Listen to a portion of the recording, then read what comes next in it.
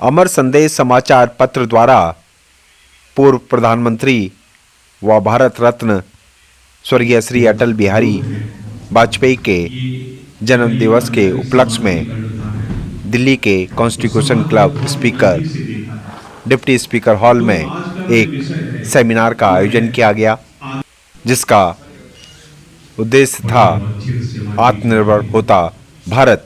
यहाँ पर कई गणमान्य लोग पहुँचे और उन्होंने अपने अपने विचार रखे। मुख्य अतिथि के रूप में पूर्व मुख्यमंत्री व सांसद तीरथ सिंह रावत भी पहुँचे और उन्होंने भी सेमिनार में भाग लेकर अटल जी को याद किया। देखिए हमारी खास रिपोर्ट।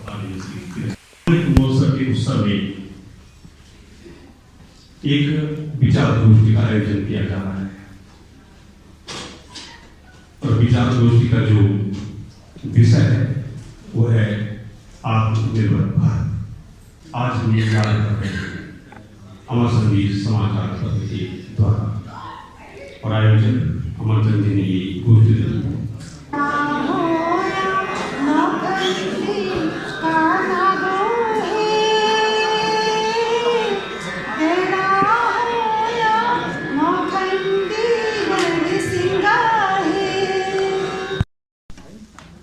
अभी दादाजी कृपया वीर प्रसर में आए तो आइए।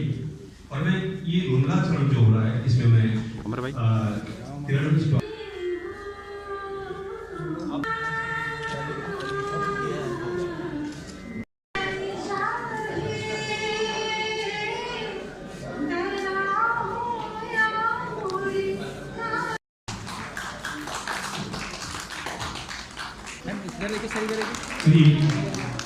दीप शर्मा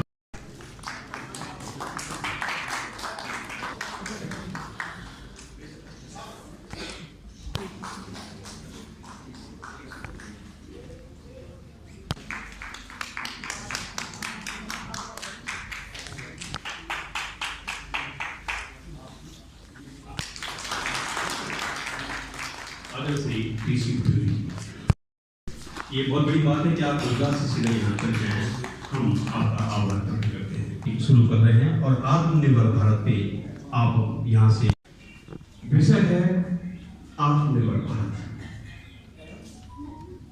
भारत किस ओर बढ़ रहा है, भारत कैसा था और किस ओर जा रहा है, हर एक शिखर पर ले जाने की पूरी कोशिश कर रहे हैं। और हमें लगता है कि आने वाले समय में भारत विश्व गुरु के रूप में पूरा सम्मान प्राप्त करेगा। कहते हैं कि निर्मला जी शायद कुछ पद्म से भी या भारत रत्न चाहते हैं, इसलिए शायद उनका मसला है। तो ये उनका स्वभाव जिस तरीके का था, बाद में जब उन्होंने अपने संबोध रहे थे तो लोगों ने कहा कि भगवाकरण कर रहे हैं, भगवाकरण कर रहे हैं। तो मैं चाहते हुए भी उनको सपोर्ट नहीं करता, क्योंकि एक मजबूरियां होती। मैं प्रधानमंत्री था। देना चाहता हूँ कि उन्होंने एक पुरुष भारत रत्न स्वर्गीय अटल बिहारी वाजपेयी जी के जन्म दिवस के शुभ अवसर पर इतना सुंदर एक चर्चा का विषय रखा है, आत्मनिर्भर होता भारत। निश्चित तौर पर ये ऐसा विषय है जिस पर चिंतन होना ही चाहिए कि हम आज से 20 साल पहले कहाँ थे, 40 साल पहले कहाँ थे और आज कहाँ हैं। एक वाजपेयी जी की जो चिर परिचित कविता है वो भी मुझे बेहद पसंद है, जो कि आप सभी को पता है कि आओ फिर से दिया जला। भरी दोपहरी में अंधियारा, सूरज परछाई से हारा। भरी दोपहरी में अंधियारा, सूरज परछाई से हारा।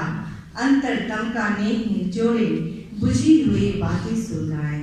आओ फिर से दिया जलाएं, आओ फिर से दिया जलाएं। ना कभी मिला है ना कभी मिलेगा। और दूसरा जो नींव उन्होंने डाली, जो दिशा उन्होंने दी, जो इस देश के बारे में उन्होंने सोचा, उसको आज तमाम सब जिसको कहते हैं कि आज की हमारी जो सरकार है वो तमाम सब उन्हीं के ही दिखाए हुए मार्ग पर चल रही हैं। भैया वो हरित प्रदेश के मुख्यमंत्री के तौर पर जाने जाते, इसलिए वो हरित प्रदेश क्या इसमें ऐसा कोई नहीं होता। फिर उन्होंने त्रिगुणा जी का ये उदाहरण दिया कि त्रिगुणा जी मेरा सम्मान क्यों करना चाहते हैं, शायद ये भी कुछ इच्छा चाहते हैं, मतलब ज्यादा और आगे नहीं करना। तो अटल जी की भाषा में हमेशा और बहुत विद्वान व्यक्ति थे। जब भी उन्होंने इलेक्शन लड़ा, अगर आप, मैं तो बहुत कुछ कम पढ़ा है उनको, जिन लोगों ने पढ़ा होगा, तो हमेशा उनकी सकारात्मक सोच रहती थी। आप उनके भाषणों में कभी कभी बहुत व्यंग कर देते थे, लेकिन कभी किसी के लिए ईर्ष्या नहीं, द्वेष नहीं। एक उनका सिद्धांत रहता था कि आप जो काम कर रहे हो, आप जो देश के लिए काम करना चाहते हो, समाज के लिए जो काम करना चाहते हो, उसको आप बढ़ावा दीजिए। महान थे, मैं मेरे जैसा अदना पत्रकार उनके बारे में क्या बोलेगा, लेकिन चूंकि हेल्थ राइटर हूँ तो वो फूडी थे। उनका भोजन अगर अटलस बनाया जाए फूड का, अटलस, तो वो जहाँ जहाँ जाके खाना खाते थे। बहुत इंटरेस्टिंग किताब बनेगी। हमने राष्ट्रवाद के प्रखर समर्थक करता है पूरा जग वंदन। देश है मंदिर और हम है पुजारी, ऐसा सोच रखने वाले। राष्ट्र देव की पूजा में खुद को समर्पित करने वाले। देश है मंदिर और हम है पुजारी, ऐसा सोच रखने वाले। राष्ट्र देव की पूजा में खुद को समर्पित करने वाले। आपके ज्ञान और बात विचार सब, आपके ज्ञान और बात विचार सब दुनिया करे धारण। राष्ट्रवाद के प्रखर समर्थक करता है पूरा जग वंदन। राष्ट्रवाद के प्रखर समर्थक करता है पूरा जग वंदन। अटल जी के सम्मान में हम यहाँ पे खड़े इसलिए हैं कि वो भारतीयता के लिए ताउम्र समर्पित रहे, भारतीय मूल्यों के लिए, भारतीय संस्कृति के लिए और भारत का नाम रोशन करने के लिए। उनकी एक प्रसिद्ध कविता रही, गोपाल राम के नामों पर कब मैंने अत्याचार किया, कब दुनिया को हिंदू करने के लिए घर घर में नरसंहार किया।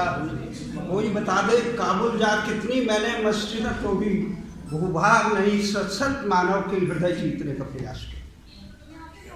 आज स्मरण आते हैं मुझे भारतीय भाषा आंदोलन के अपने वो साथी अटल बिहारी वाजपेयी जी, जो हमारे संघर्ष में साथ रहे।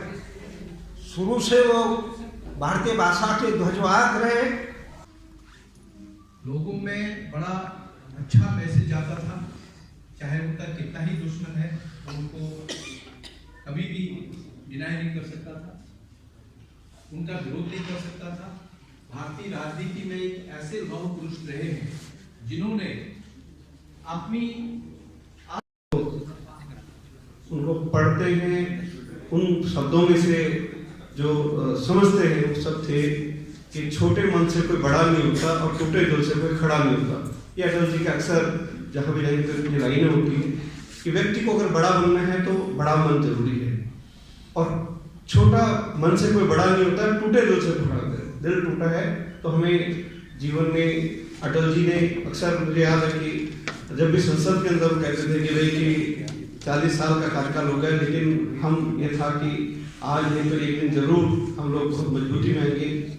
और जिस तरह से आज अटल जी की जो योजनाएं, जिस तरह के आत्मनिर्भर भारत की उन्होंने शुरुआत की थी, देश के यशस्वी प्रधानमंत्री आदरणीय मोदी जी ने जिन आज विश्व, हमारा जो भारत देश है पुनः विश्व गुरु बनने की किनार पे खड़ा है। इस मंच से अपनी प्रस्तुति का सभी को एक आनंद का क्षण प्राप्त करेंगे। मॉर्निंग क्षण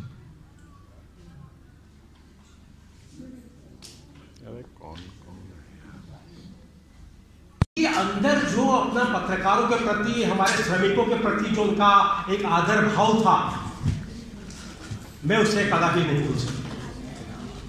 स्वर पत्थर की छाती में उगाया नव अंकुर, झरे सब पीले पात, कोयल की कुहुक रात, प्राची में गीत नया गाता हूँ। टूटे हुए शब्दों की कौन सुने सिसकी, अंतर की चीर व्यथा पलकों पर खिटकी, हार नहीं मानूंगा, रार नहीं ठानूंगा, ढाल की कपाल पे लिपटा मिटाता हूँ, गीत नया गाता हूँ। निर्भर बनना एक बात है, आत्मसंतुष्टि से आत्मनिर्भर बनना वो ज़्यादा इम्पोर्टेंट मेरे को लगता है। तो हम लोग जब भी अपने पहाड़ों से आते हैं या हम दूर राज्यों से जगहों से जब आते हैं तो उसमें ऐसा होता है कि हम लोगों की जो आर्थिक स्थिति होती है, जिस प्रदेश से हम बिलोंग करते हैं, वो आप सब लोग जानते हैं कि मेहनत और ईमानदारी से हमको काम करना पड़ता है, तभी जाके कहीं होते हैं। तो अगर हम आत्मसंतुष्टि के साथ कोई काम करते हैं तो डेफिनेटली हम लोग अपने अपने जीवन में अपने अपने लक्ष्य में सक्सेस होते हैं। बलूदी जी हमारे बीच आ चुके हैं, हम आपका स्वागत करते हैं। बहुत बहुत धन्यवाद आप लोग आपने यहाँ चुका है। आप लोग बात ताली बजाएं हमारे संदेश के लिए। इस अखबार में आज यहाँ पर न केवल उत्तराखंड के, मुझे लगता है कि देश के कई लोगों को यहाँ पे आमंत्रित किया है। ये उत्तराखंड का विस्तार है, ये उत्तराखंड का विस्तार है कि हमारे उत्तराखंड के अलावा यहाँ पर हमारे बहुत सारे पत्रकार साथी यहाँ पे आए हैं, वो यहाँ पर आकर के इस कार्यक्रम में शामिल हुए। ये इसका विस्तार है। सीतामढ़ी के नाम यो ओही ठाम पुनौरा धाम यो जता जन्म ली सीता, जता जन्म ली सीता राम हमर मेहमान यो ओही ठाम पुनौरा धाम यो ना। टीम के द्वारा जिसके संयोजक, संपादक और उनका नाम भी अमरचंद, ऐसे जो अटल बिहारी वाजपेयी जी के जन्मदिन के पूर्व संध्या पर आत्मनिर्भर भारत, लेकिन मैंने बिल्कुल निकटता से भोजन भी परोसा उनको। अब आप कहेंगे कि पहाड़ का व्यक्ति कैसे है? मैं 85 में संघ का प्रचारक था, विद्यार्थी परिषद में बाद में आया। 21-22 वर्ष की उम्र में मैं ग्रेजुएशन करने वाला प्रचारक निकल गया संघ का, RSS का। लहजोन रहा, कोरदार रहा, देलू, फिर उसके बाद श्रीनगर भेज दिया। कूल वातावरण था, मालूम नहीं था आएंगे नहीं आएंगे, लेकिन हम लगे हैं। चरे वेती बढ़ते जाओ, लगते जाओ। वो अटल थे। मित्रों, बहनों, भाइयों, क्या कर पाएंगे, चल पाएंगे क्या? बताओ, किस पता है आप लोगों को? ऐसे संघर्षों के बाद यहाँ आए हैं। उसी को देख के स्वर्णिम चतुर्भुज योजना, ये सारी चीजें, सड़कों का जाल, विकास आगे बढ़ा है, उत्तराखंड बना है। लेकिन इसके साथ साथ यही नहीं तो आज पूरे देश के अंदर पहाड़ की पहचान बनी है उत्तराखंड। सम्मान क्या कहेंगे सर, किस तरह से देखते हैं? आज अमर संदेश पत्रिका की टीम के द्वारा अटल बिहारी वाजपेयी जी के जन्मदिन के पूर्व संध्या पर आत्मनिर्भर भारत का जो कार्यक्रम हुआ है, ऐतिहासिक, अति उत्साहपूर्ण, और प्रधानमंत्री Modi ji vocal and local, खराब हो रहा है यार, स्थानीय प्रोडक्ट, लोकल प्रोडक्ट, ऐसा उनको लेकर के पूरा देश के अंदर ही नहीं तो दुनिया के अंदर भी आज अपना मार्केट लगा।